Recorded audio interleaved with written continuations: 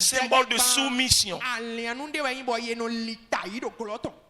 Vous étiez soumis à tellement de choses avant. Maintenant là, venez à moi, déchargez-vous sur moi et soyez-moi soumis. Obéissez-moi maintenant. C'est ce qu'il a dit. On ne vient pas pour décharger et maintenant faire ce qu'on veut. Quand tu te décharges sur lui, maintenant, qu'est-ce que tu fais? Tu dois maintenant rester à son écoute pour faire ce qu'il te dira de faire.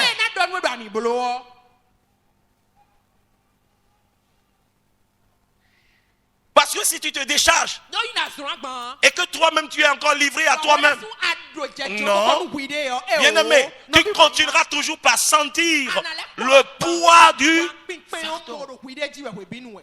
Voilà. Je vais te dire la manière, je vais te dire comment il faut maintenant marcher, comment il faut vivre.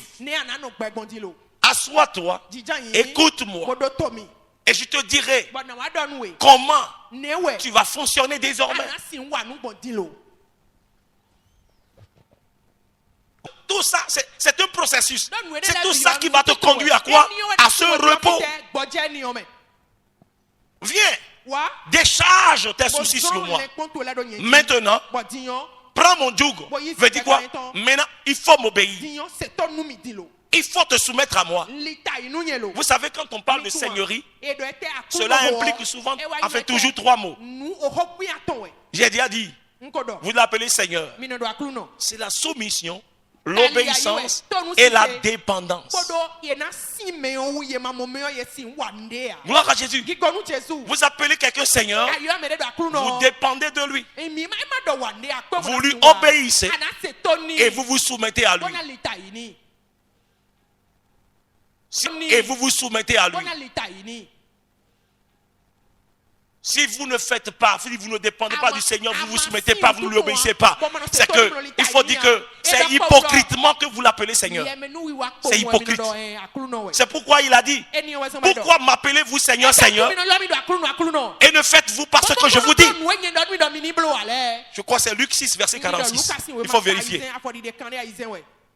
Pourquoi m'appelez-vous Seigneur, Seigneur, et vous ne faites pas ce que je vous dis? Bien-aimé, c'est la Bible. Engageons-nous à obéir à la parole. C'est ça, prendre son joug. Reçois mes instructions. Je te dirai comment il faut marcher. Je te dirai comment il faut vivre. Et c'est comme cela que tu jouiras du repos, même au milieu des tribulations.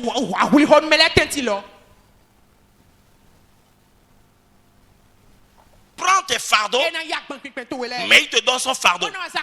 Mais son fardeau, il a dit, lui au moins, il est léger, il est doux. Gloire à Jésus. Gloire à Jésus. C'est-à-dire que tu as des besoins. Moi, je prends sur moi et je m'engage de les satisfaire. Mais moi aussi, j'ai des besoins.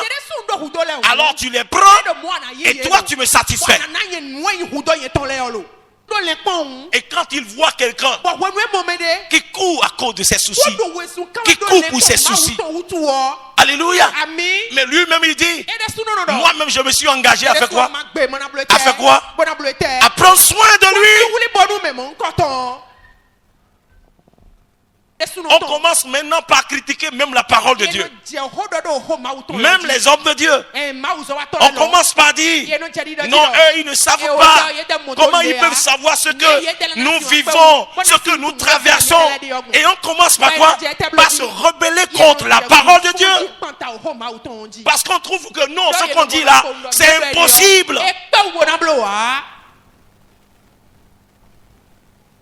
Et c'est très grave. Rappelez-vous, à cause des murmures de cette attitude, des gens ont raté Canaan. Ils ne sont pas rentrés dans Canaan. Même le pasteur qui vous prêche la parole n'est pas au-dessus de la parole.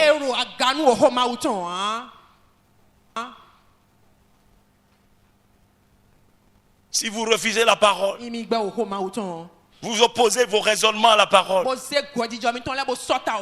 n'est pas l'homme de Dieu. Ce n'est pas contre lui que vous vous opposez.